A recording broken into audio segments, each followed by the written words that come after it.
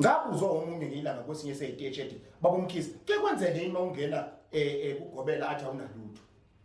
Ngathi mina kwesami isigodle mlambo omunye kuyenzeka. Utshele ukuthi awunalutho. Ngoba nginenkinga baba Mkhize kwasho kwacima kwavutha amalangabi inenduka ayisavuki konke lokho ngithi mina lalela nansi indaba la ikhona. Omunye hamba yohlala. Omunye wena hamba wena uyabona laphupho hamba uyothola amanzi olwandle ugeze. Ngoba selapha abantu amadlozi abo. Kunomehluko phakathi kokulapha wena ngoba uguli wena. Funa silaphe idlozi lakho ngoba ilona eligulayo. Ngakho ke uphethwe ithongo uphethwe idlozi uyathanda uthanda. Khona abantu bathi hayi ngenvuke ngithandaze.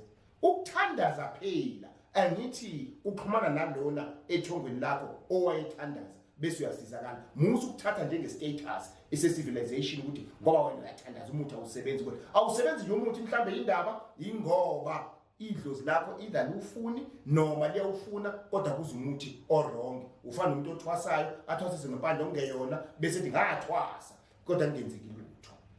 Mhlawumbe ke sengikhulume kakhulu ake ngibambe lapho kwanamhlanje. Khumbulani mawuzohlola qala emakhandleleni nendishi yakho kutholakala leso sithombe kule ncwadi ubuze kubadala. Okwesibili hamba ngempela uyohlola lokho kwingqikithi mawusuhlolelwe qhathanisa ke manje thatha ukuthi lento itshelwa iyahambisana nalokho. Yingakho abantu abaningi sebehambe bazibadela ngalidla igobongo sengihlulekile ngathwasa sengihlulekile sengigeza isilwane sengihlulekile ngilala nomuntu ebusuku sengihlulekile bathi isilwane kanti idlozi.